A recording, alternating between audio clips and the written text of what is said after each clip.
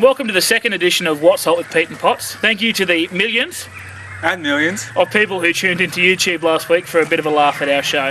Thanks for all the feedback too. It's all been positive, and hopefully that continues. This week we're greeted by our courageous first grade captain, Boyd Newby. We're going to be asking him some very tough questions, so stay tuned. Hopefully you get a laugh. Thanks for coming on the show, Boyd. Pleasure. 2 games down, 2 wins. That must be a pretty good feeling. Yeah, it is for this time of the season. Good pre-season added to that, and it's a good feel really amongst the group that we've got. A lot of them have been there for a couple of years, and the young fellas that have been around for this be their 3rd year are sort of a lot better off for it, and we're better off for them being in this position. A lot of the young blokes have really stepped up, I thought, this year so far in the 2 games. That must be quite good to know that you've got a lot of competition in first and second grade for spots. Oh, definitely.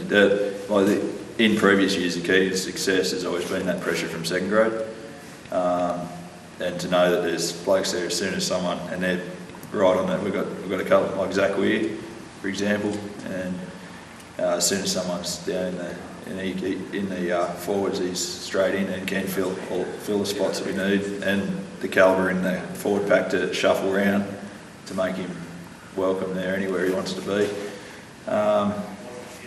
So that's an excellent bonus to know from week to week. It makes Jackson, myself, and Webber's job a lot easier. Yeah. You've had 2 games and you've had 2 fairly close wins. What's been the most satisfying part about being able to grind out the close games? I think a couple of years ago we had the problem of a little bit like last week, where we'd go out, we'd start well, but then the tempo would drop off and we weren't able to get that back.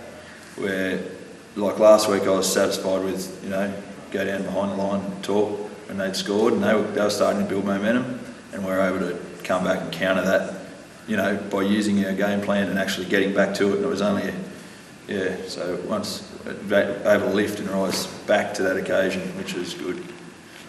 If there's a team that you'll need composure against, it'll be the Cadets tomorrow. What do you think we can expect from them? Well, a lot of over the years that I've played, it's lots the same to expect from an RMC. RMC probably a little bit more physical, but they're well drilled and they sort of prey on your mistakes. They can counter quickly, and your attack's out wide, so it takes a lot of structure in that just to be able to react and come up in a line. But any weaknesses there, and they will score points. So we've got to just play our game, and our game plan will suit playing against teams like them. I know in the past that Goulburn has had success by keeping it in the forwards against the fitter teams like Adfer and RMC, so we can expect to see more of that.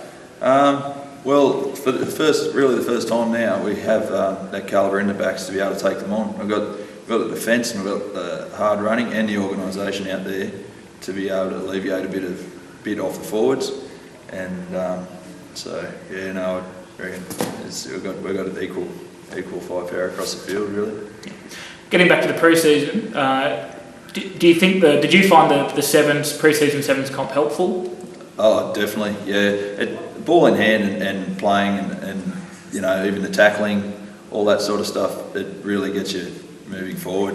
You can do as much running and as many drills and everything as you want, but the fitness of once being tackled and being able to bounce up and go again is totally different to just pre-season fitness. Okay. Jack's first year of coaching, how are you finding going with Jack as first grade captain? Yeah, excellent. Yeah, Jack's good because he has being a player for so many years and seen all the different phases. It was good that he came into it knowing what to expect. He didn't have all these high expectations and disappointed when only 12 people turn up at training or 10 people at some of those cold pre-season nights. And he already had plans around that and could counter that. So Jack just fitted in really well, and he's taken everything that we've done over those years gone by and added to the success, like in where he's heading is. Personally, I'm very happy with it, and I know the other boys who have a bit of input are very happy too. So. Overall, as a club, I've noticed at training that the numbers are actually pretty good, and it seems to be sort of a new sense of commitment. Yep. Why do you think that is?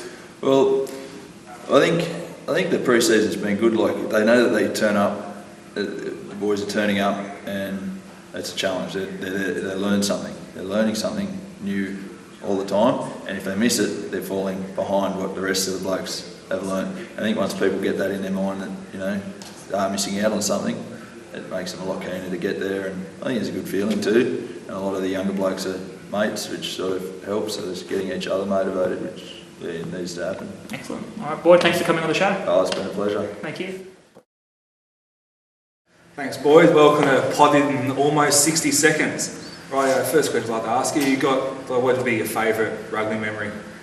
Favourite rugby memory would be the bus trip after 2009 grand final. I think that was the bit of a carry on there, was it? Oh no, it's just relief, I think. Yeah. It was excellent. Yep. Yeah, and anyone, you were on it, you know what it was like. Yep.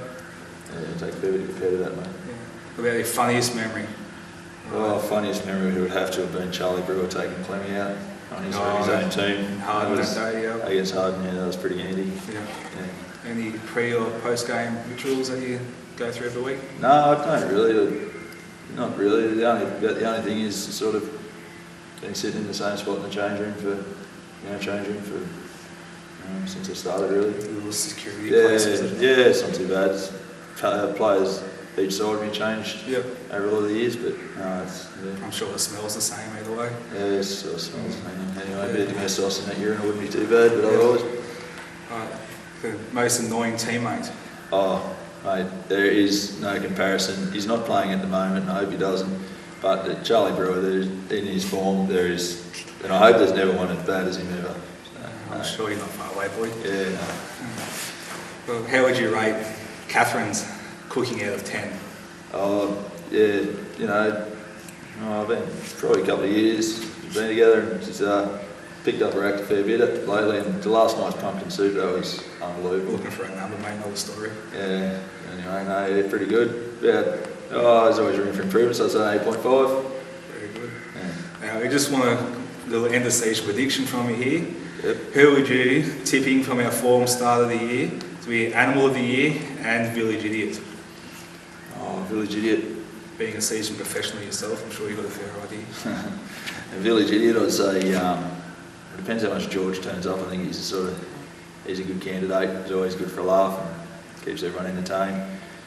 But Animal, it's sort of a bit wide open. We've got the kind of group I think that anyone can come out. I'd say Simon Haggerty, the new fella, might have a bit of a run at it. Yeah, he's got a bit of a mean streak in there, doesn't he? You go right, but there's always candidates like Weber. You can have this at one night, There's that one always random that night, horse. and just pull something out that disgusts everyone. So, Yeah. yeah. No, I agree with those predictions, I think. Good to go. This week we've got a brand new segment on the show. It's the Chris Gordon kickoff. As everyone in the club knows, Gordo loves a field goal. Today's contestants will be Nathan Potsie Hewett against Boyd Newby. Good luck, boys. Best of three. Let's go do it.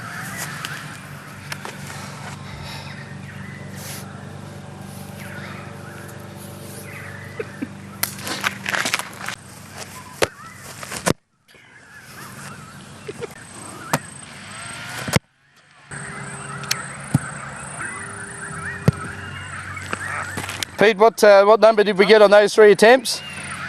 0. Maybe that tape's a bit tight, Pot.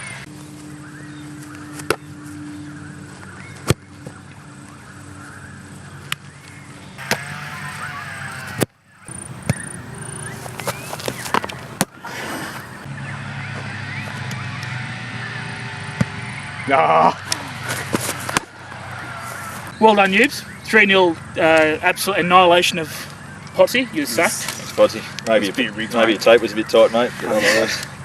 As prize, Newbs, and as a thank you for coming on, we've got another finger bun from the great people at Goulburn Baker's Delight, so enjoy. Don't eat it all at once. All right. Thank you very much to Gordo's drop goals and Baker's Delight. All right, thanks for coming. Thanks, Pete. Thanks, Potsie. Thanks for joining us for our second episode of What's Hot with Pete and Potts.